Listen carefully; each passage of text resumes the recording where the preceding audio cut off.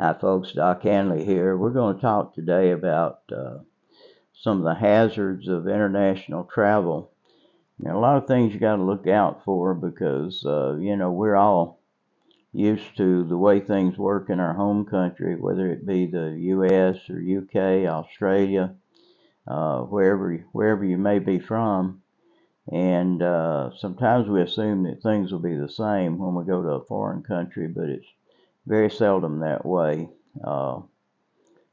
One thing, and this is something that's endemic to large cities everywhere, but particularly so in third world countries, and also in Europe. A lot of places in Europe, you encounter a lot of pickpockets. And what I advise to international travelers for the males is never carry a wallet. A wallet is just a target. I mean, if you carry a wallet in some of these places overseas, you're going to lose it. It's just a matter of time till somebody gets it. And I've been pickpocketed in Athens, Greece, and I've been pickpocketed in Manila, Philippines, and I finally got a little bit smarter. There's usually a diversion involved. If somebody tries to get your attention, look out. Maybe somebody will bump into you and his accomplice will lift your wallet. Or if you sit down by somebody on say a jeepney in the Philippines, look out, because there may be a hand going in your pocket while somebody diverts your attention. And if you're a female, watch out for your purse. I mean, you need to hold it securely all the time. My wife and I were at a fast food place. It was Wendy's in Makati, which is one of the nicest areas of Metro Manila. And this crazy guy came up to the window and started making faces and got our attention for 3 or 4 seconds. My wife looked up, and there were 4 women walking out the door with her purse. She had sat down. I was by the window. She was beside me, and she made the mistake of setting her purse on the outside. So these 3 women came by. One of them grabbed the purse while the other 3 shielded her from view, and the guy outside the window was getting our attention. And there's usually a diversion. If you go to Europe or Asia, and sometimes you'll be walking down the sidewalk and a woman will throw a baby at you. I mean, and your inclination is to drop whatever you're holding and catch that baby. You're bewildered by the fact that somebody's throwing a baby at you, but in reality, it's just a baby doll. And think about it. Nobody is going to throw a live baby at you. I mean, that's just not going to happen. So if somebody does throw a baby at you, it's not a real baby. But if you drop what you've got to catch the baby, then that woman's accomplice will grab your luggage or whatever you're carrying and be gone before you can catch him. And that's just another ruse that people use. So, don't carry a wallet. Don't let your attention be diverted. What I do in Europe, and haven't been to Europe a lot, but in Europe and in Asia, I carry my money in my front pocket without a wallet. I'll carry maybe my ID and some money in my front pocket, and I keep an eye on that pocket. It's hard for the pickpocket to get his hand in your pocket and pull individual bills out of your pocket. It's easy to get a wallet though.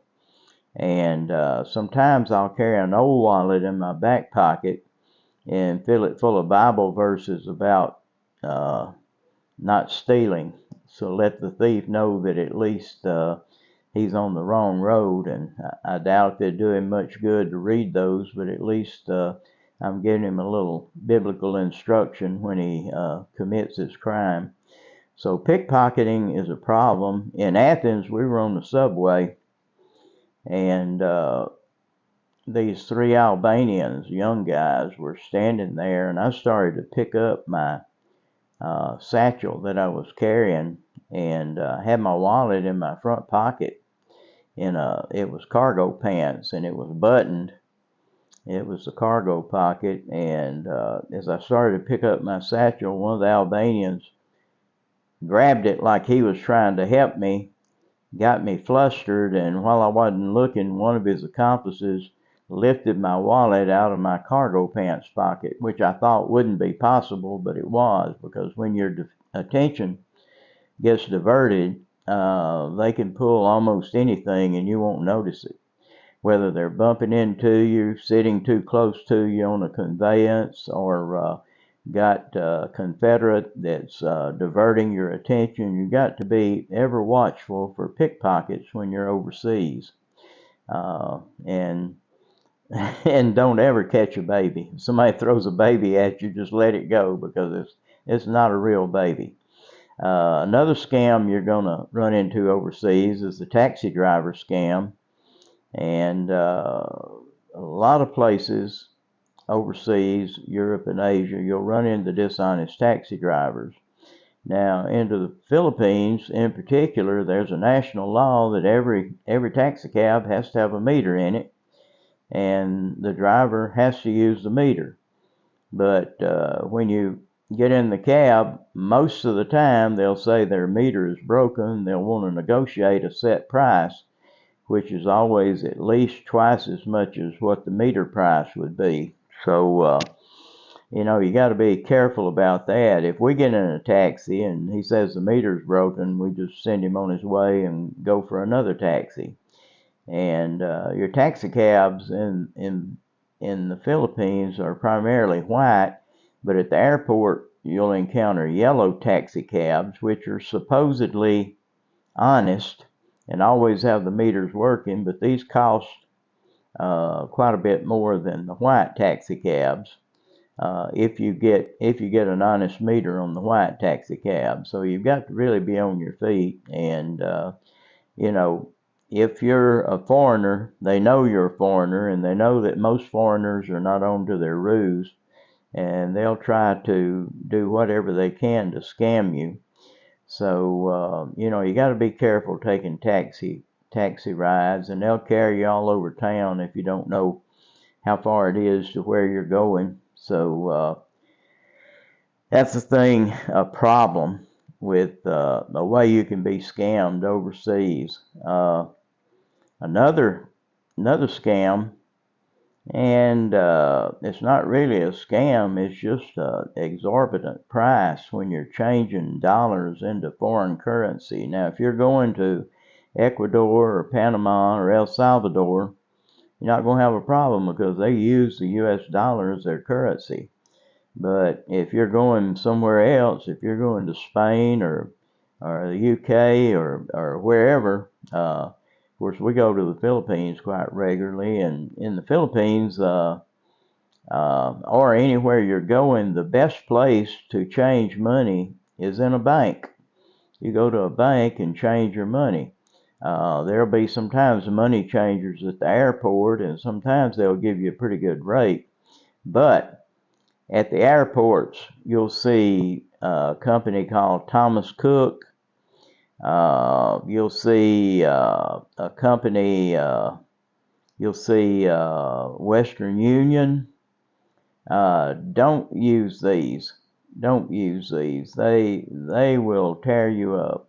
And I went to a bank in the United States. I said, well, I'll change my money before I go to the Philippines. The Philippine peso was trading at about 55 to 1 at that point. So I went to an American bank, and they were going to give me 42 to 1, which is a horrible rate. Horrible. And I told the guy, I said, I can't. I said that he didn't realize it was a bad rate. That was just the rate that his bank assessed it at. And so how do you tell what's a good rate? You need to get an exchange rate that doesn't cost you over 2% of what you're getting. For example, if say the Philippine peso is trading at 58 to 1, you go to a bank in the Philippines, you ought to be able to get 57 to 1, which is a little less than 2%. And anything over 2%, and you're not really getting a good deal. But like Western Union and Thomas Cook, they're going to hit you for 20% or more. I mean, it's horrendous, the fees they charge. I don't even slow down at Western Union or Thomas Cook. And there's a Thomas Cook in nearly all the airports I've seen overseas. And I just stay away from those because they're going to eat your lunch. And I don't know about you, but I hate to get my lunch eaten. But anyway, so if you're going from the United States and you decide you're going to change your money before you leave, be careful there too, because like I said, the worst rate I've ever gotten was from a bank in the United States, and it was a big bank, and I was amazed that they would offer such a terrible rate, but they did. So you got to know what a good rate is, and a good rate is not going to charge you more than 2% or not much more than 2% for exchanging the money. So keep that in mind. And there's one other thing you run into in a lot of countries when they recognize you're a foreigner, especially in Southeast Asia.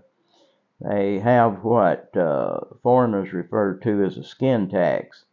And if you're an American, say, it doesn't matter if you're black or white or whatever, if they know you're an American, a lot of times you're going to have to pay a skin tax, which means that if, say, you go to a market, let's say they're selling mangoes for, say, 80 pesos a kilo. If you don't know they're 80 pesos to a kilo, they may charge you 120 because they know that you're a foreigner, and they know that you probably don't know what the going rate is. So the best idea, if you go to a market, and that's the best place to buy fruits and vegetables because they're a lot cheaper than the supermarkets. If you go to a market, kind of look around and see what they're charging the local people, and you'll know what you should be charged. Or if you have say a wife or a girlfriend that's from that country, let them buy it, and you kind of hide out until they make the transaction, so you won't be charged a skin tax. And you know, that takes place to some extent in a lot of countries, but in the Philippines in particular, you'll pay a skin tax if you're not careful. And they they know that you're a foreigner and that you've got more money than the local people. Even if you're a poor foreigner, you usually have more money than the local people, and they're going to make you pay for it if you're not careful. So anyway, there are a lot of things to look out for when you engage in foreign travel, and I'll be talking about more things as we go on. But I wanted to make you aware of these because they're major things that you need to look out for, especially the wallet. If you go to a lot of countries with a wallet in your back pocket, and this is mostly in Asia and Eastern Europe, you're going to be parted with that wallet before long because even try as you might, somebody's going to be able to divert your attention and let their confederate lift your wallet. And a lot of times the guy that bumps you is the one that gets the wallet. Somebody will bump you from behind and you notice the bump, but you don't notice the wallet coming out of your pocket. So the main thing I want you to remember is no wallets. Don't carry. It's just a target. It's a target. If you carry a wallet, carry an old one like I do and use it for a decoy. I hope you like this channel, and I hope you'll like the post, and I also ask that maybe you subscribe to the channel, because if I can get enough subscribers and enough views and likes, I can keep going. It's slow going trying to build a channel, but I hope you'll like the content that I'm putting in here, and I'll be dealing, like I said, how to live better on less, and places overseas that you can move to that are really really attractive places to live at a low cost. And we'll be dealing with these as time goes on. And I'm also going to look at a few towns here in the southern U.S., looking at some towns, showing you what they look like and talking about the cost of living, because generally speaking, in the southeast U.S., the cost of living is very low. I mean, much lower than many foreign countries and much lower than the rest of the U.S., except for the Midwest, which is virtually the same, and the other western states like the Dakotas and Wyoming, they have a low cost of living. But if you get on the East Coast or the West Coast, you better hold on to your pocketbook, because it's going to cost you a lot of money. But anyway, I appreciate your watching. Please subscribe to the channel, and I'll be posting as often as I can, and I hope to see you again soon. Goodbye, and God bless you.